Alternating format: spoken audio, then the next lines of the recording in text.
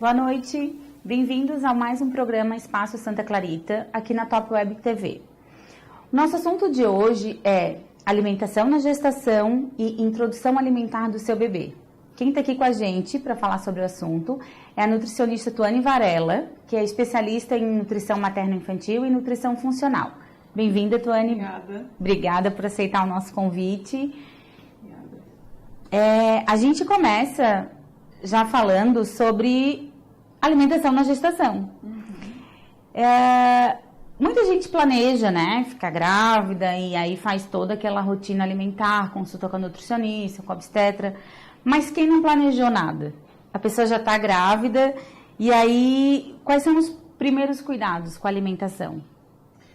Assim que descobriu que está grávida, né, procurar o pré-natal e aí no pré-natal começar a tomar a suplementação adequada, que o ácido fólico, né, que é importante.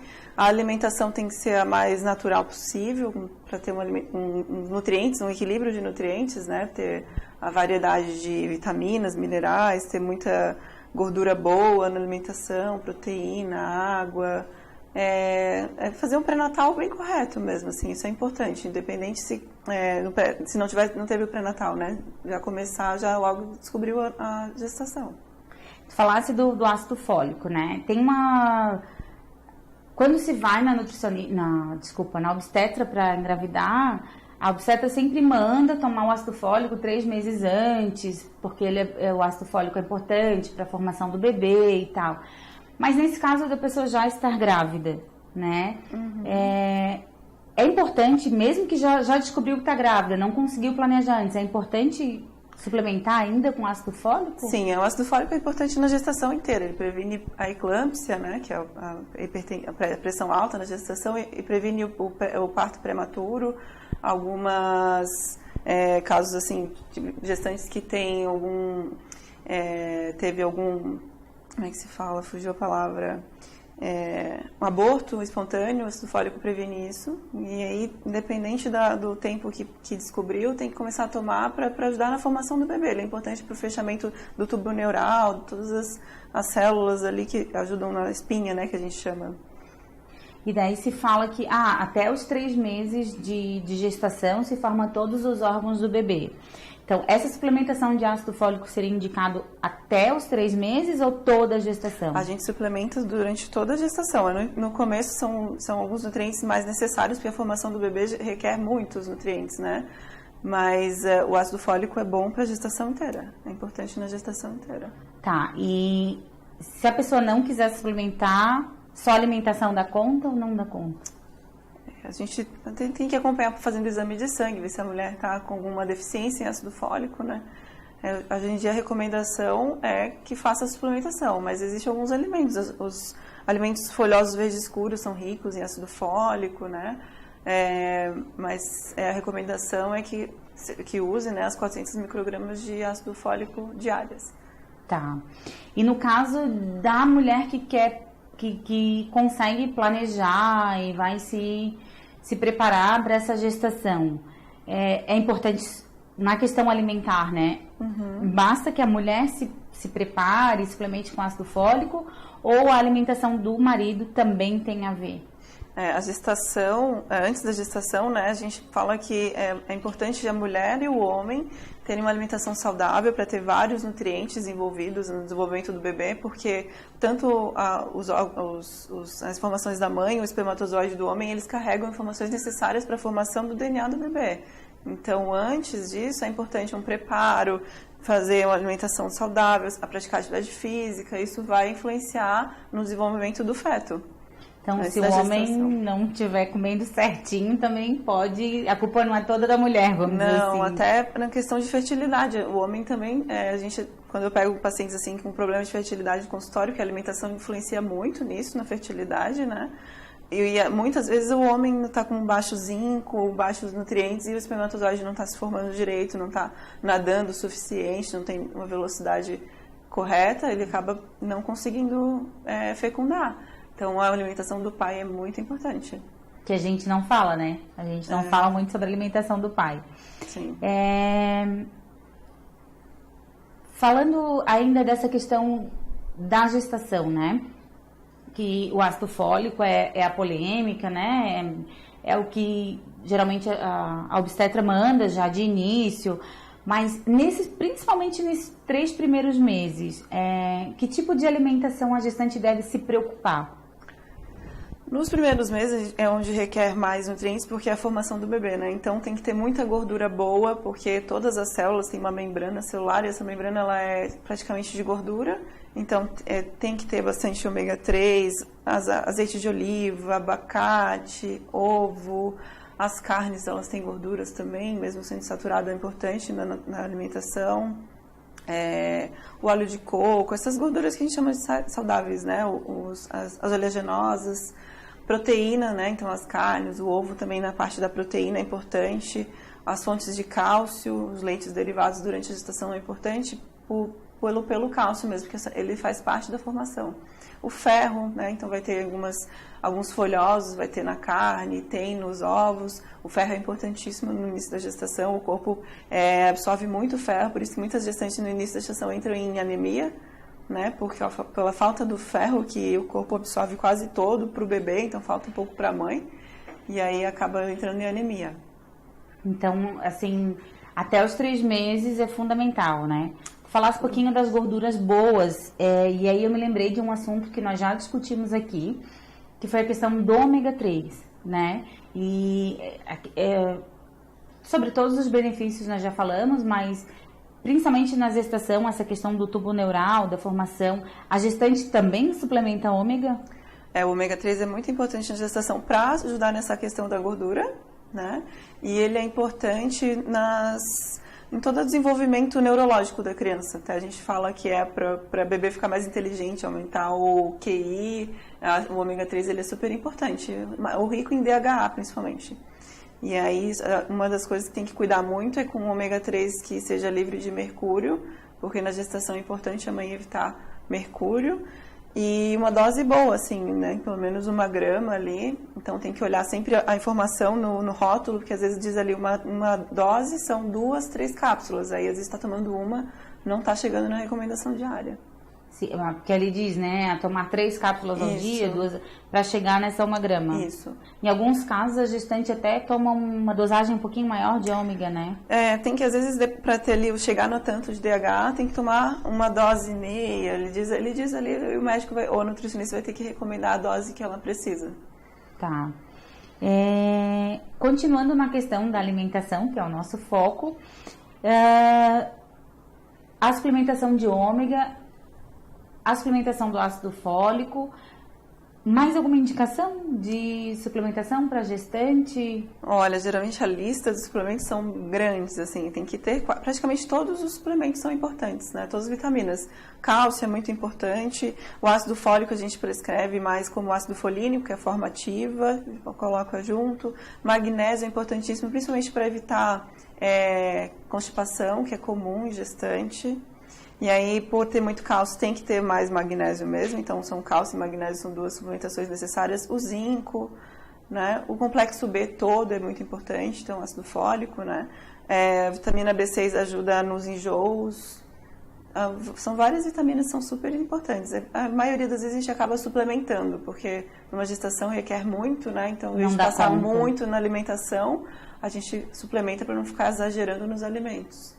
Tá, e falando um pouquinho, voltando nos alimentos, a suplementação, que alimentos a pessoa poderia associar, por exemplo, no complexo B, em quais alimentos a gente poderia encontrar? Para a gestante tentar associar, assim, o cálcio em quais alimentos, né, nessa questão. Sim. Durante a gestação, o cálcio, uma fonte boa seria o leite dos derivados. Eu gosto de falar que é bom priorizar os leites fermentados, né, o que passou por alguma fermentação, queijo curado, um iogurte que tiveram o fermento lácteo, né? Como cálcio. O complexo B tem nos leites derivados, tem ovo. O ovo é uma ótima fonte para tudo. Na gema tem quase todos os nutrientes que a gente precisa. Então, o fato de que tem muita gente que descarta a gema, né? Não, é na gema que tem. Que a gema, às vezes, principalmente quem faz dieta não come a gema porque acha que a gema é muito calórica, né? Não, é na gema. É a gema que tem, hein? A clara é boa pela ter a proteína, né? Mas é a gema que tem todos os nutrientes necessários. E aí, folhosos verdes escuros vão ter bastante magnésio, ácido fólico também. alguns minerais. As oleaginosas têm muitos minerais, tem zinco, tem selênio, que também é importante na gestação. Castanhas, amêndoas. Isso, essas oleaginosas são castanha, noz, amêndoa e as frutas, né, que são ricas em vitaminas, a vitamina C principalmente, que é muito importante também. E a gestante que não se alimenta direito, que está numa restrição alimentar ou que não gosta muito dessa coisa de folhas verdes e oleaginosas, que problemas principais a gente tem na gestação?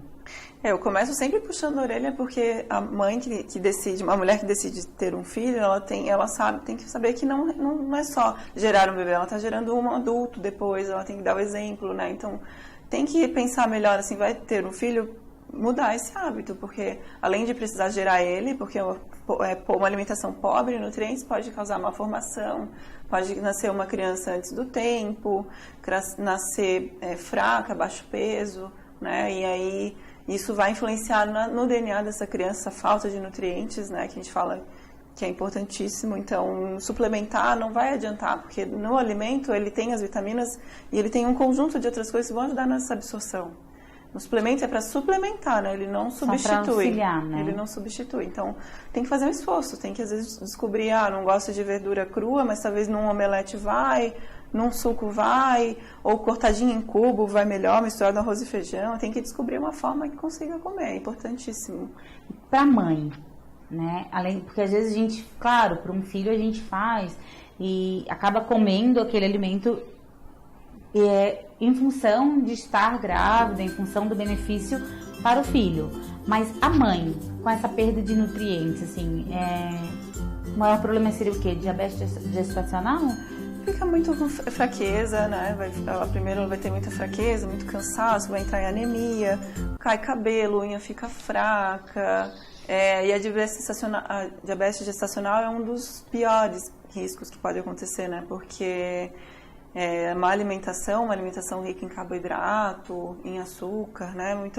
Muita farinha, ela vai desenvolver a diabetes gestacional, porque a gestante, todas elas, a gente já absorve mais glicose do que as outras mulheres que não estão gestantes, pelo fato do corpo precisar mais de açúcar mesmo para o bebê. E aí aumenta mais a insulina, vai absorver mais. Isso é necessário, é um efeito adaptativo do corpo mesmo para isso. E aí quanto mais açúcar ela consumir, mais ela vai absorver. Então tem que ter um cuidado maior com esse açúcar para não gerar diabetes gestacional, porque pode causar daí bebê prematuro, a mãe pode virar diabética para o resto da vida, né? Inclusive dependente de insulina. Então é um cuidado necessário e é muito comum diabetes gestacional, principalmente nos últimos meses ali. Mas a diabetes gestacional não está ligada somente à ingestão de açúcar. Não açúcar puro, assim, né? Açúcar, os carboidratos. Os carboidratos também que vão se transformar em açúcar, isso, né? A farinha, pão, arroz, muita fruta, muito suco, porque a gestante acha que suco é a coisa mais saudável. Açúcar natural, daí fruta. Ficou grávida, já começa a tomar 3 copos de suco no dia. Esse excesso de frutose também pode causar diabetes gestacional, pode aumentar algumas açúcar no sangue, e aí o bebê também pode ficar grande demais nessa diabetes gestacional. Por isso que caso às vezes nasce prematuro, né? Que acha que já tá na hora e nem tá, né? Lembrei agora que, falando de alimentação de gestante, né? Não querendo causar polêmica, porque eu sei que tem uma área da nutrição que fala uma coisa, a área médica fala outra, mas a questão do consumo de peixes, né? Peixe cru, peixe não cru, peixe normal. O que tu poderias falar sobre o assunto, sem levantar muita polêmica, né? Mas... isso vai muito do profissional que está acompanhando essa gestante, né? Alguns não são tão rigorosos, outros são mais liberais. Eu sempre falo que tem que cuidar além dos riscos de contaminação, né?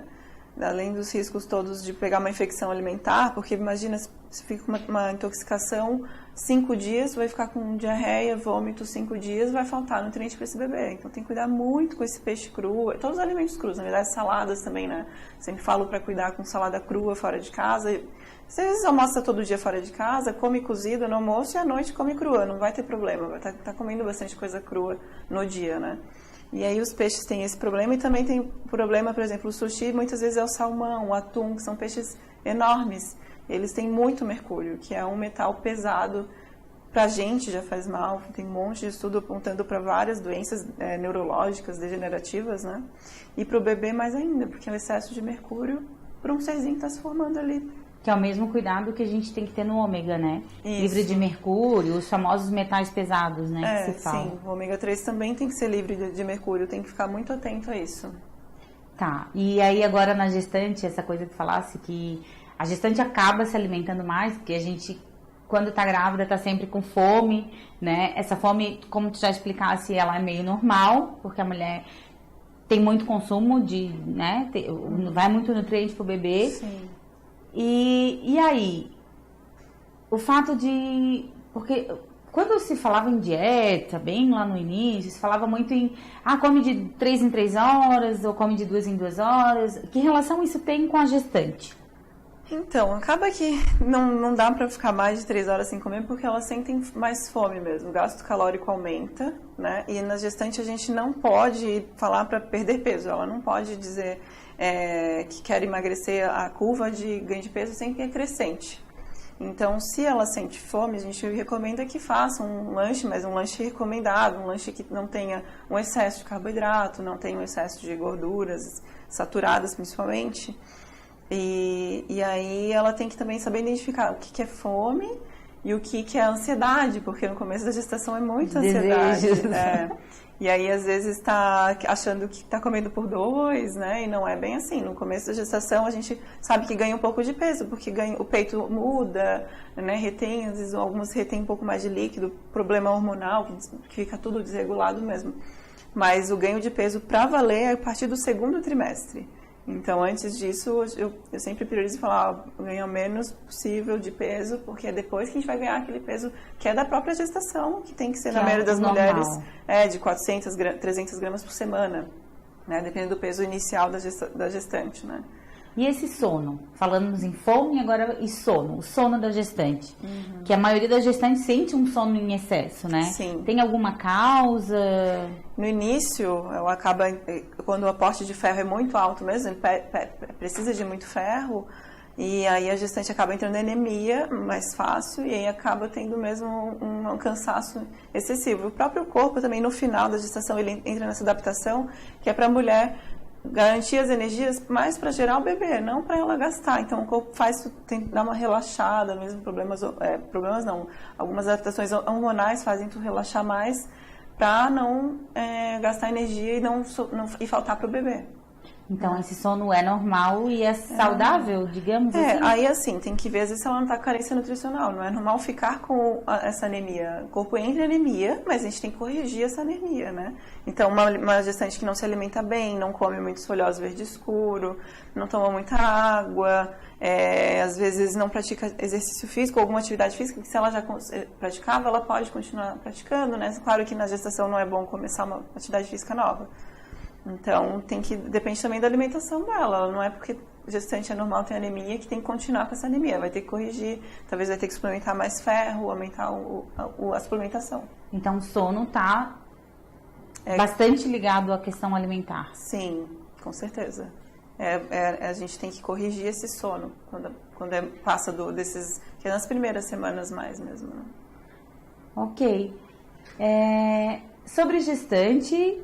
Eu acho que é isso, que a gente tem mais um tema, que é a introdução alimentar do bebê. Quem tá aqui na Top Web acompanhando a gente, eu esqueci que a gente tá ao vivo no Face. Obrigada, gente. Obrigada, Cristiano. Obrigada, Carlos. Obrigada, André, Gelásio. O Carlos Donato diz que ele e a esposa, ela está grávida, então... de exemplo, né, os dois. É bom durante a gestação aprender muito a se alimentar saudável, porque tem que dar o exemplo para esse ser humano que vocês estão gerando. O Carlos é bem estudioso, né? Tá aqui de olho. Gente, obrigada. A gente vai fazer uma pausa bem rapidinho, tá? Continuem com a gente aqui na Top Web. Só uma aguinha e a gente já volta.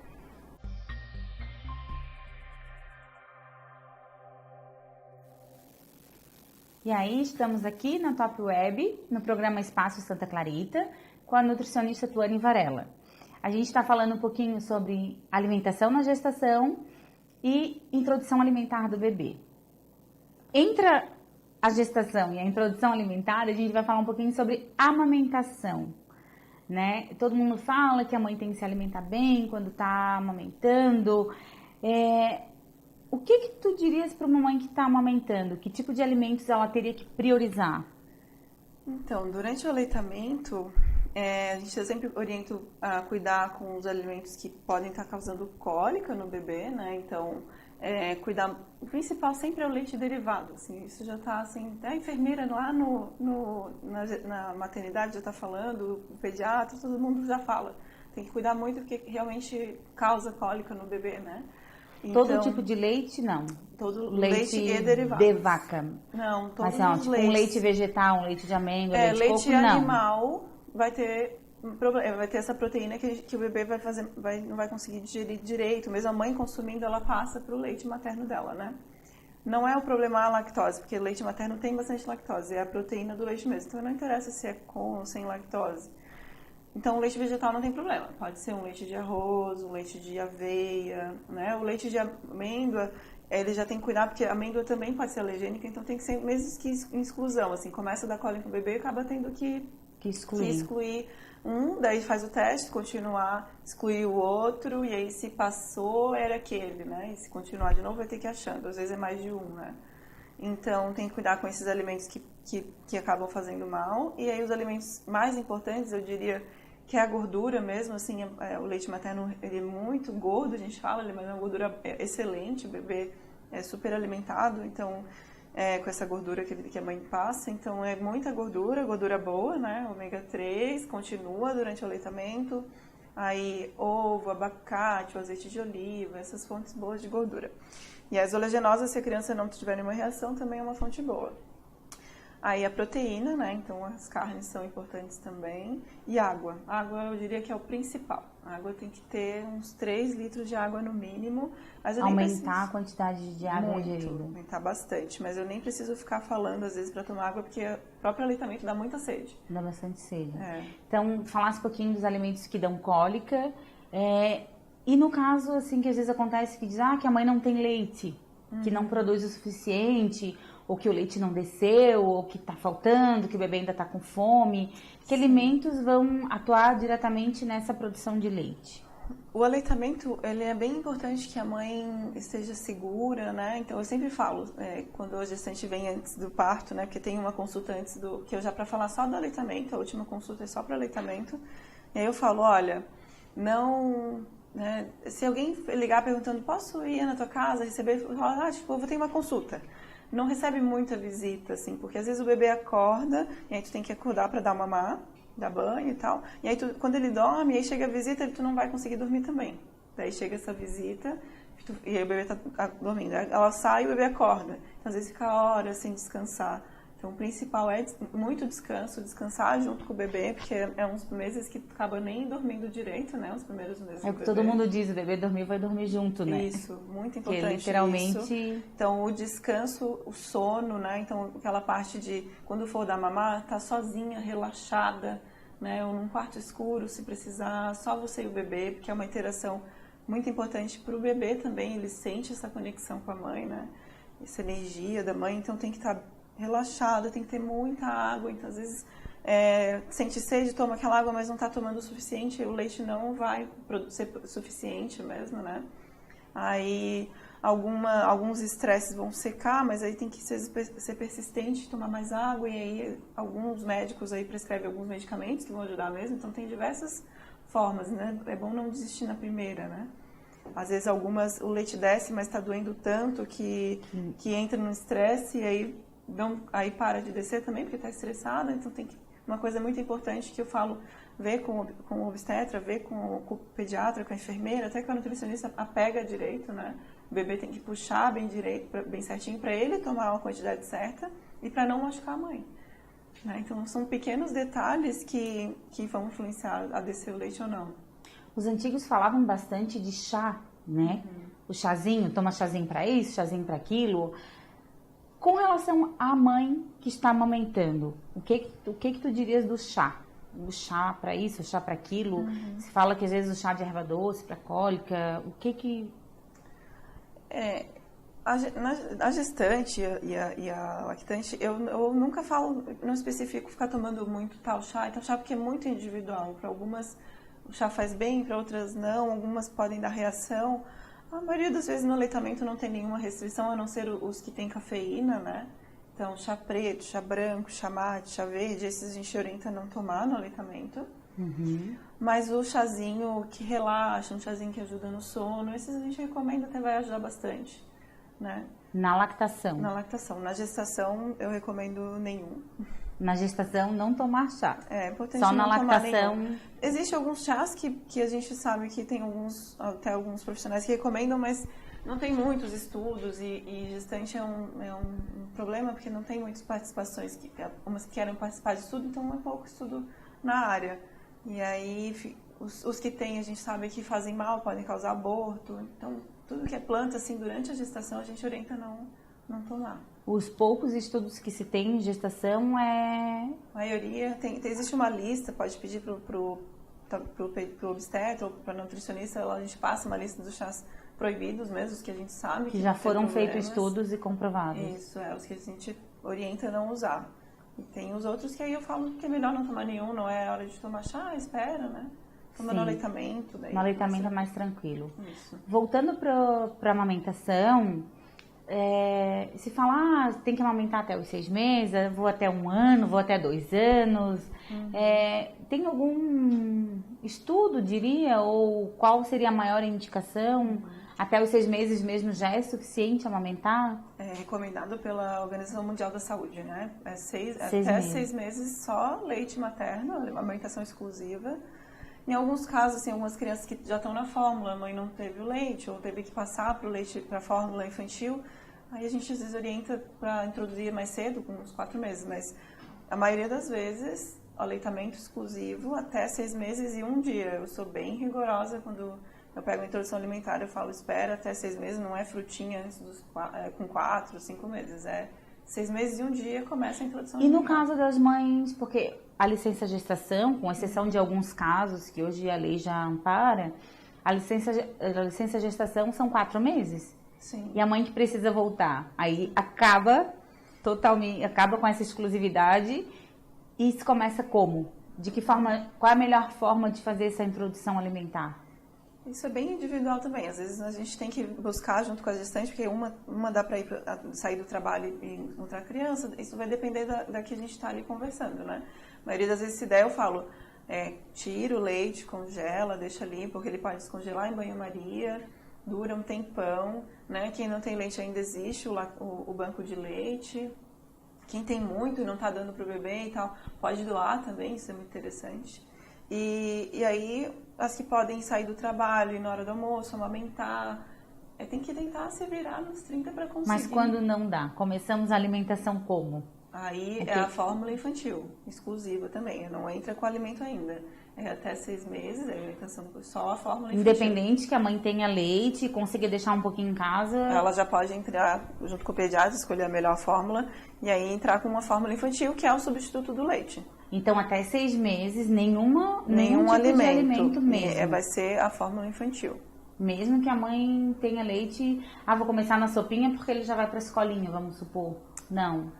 Muitas vezes, eu trabalho em escola, né, com berçário, muitas vezes a criança, a gente recebe a fórmula, a mãe manda a fórmula, né, a dose certa, a própria professora ou a cozinha da escola prepara essa mamadeira para até a criança fazer 6 meses. A gente aguarda para introduzir a papinha com 6 meses. Então, introdução alimentar a partir de 6 meses, não Isso. Tem outra. Não, tem. Então, tem aqueles casos que tem que acabar introduzindo antes, quando está na fórmula, a criança não está se adaptando bem à fórmula, ou que existe um problema, aí acaba introduzindo mais cedo mesmo. Mas a orientação da OMS é 6 meses. E quando a gente começa? Ok, 6 meses, vamos começar com alimentação.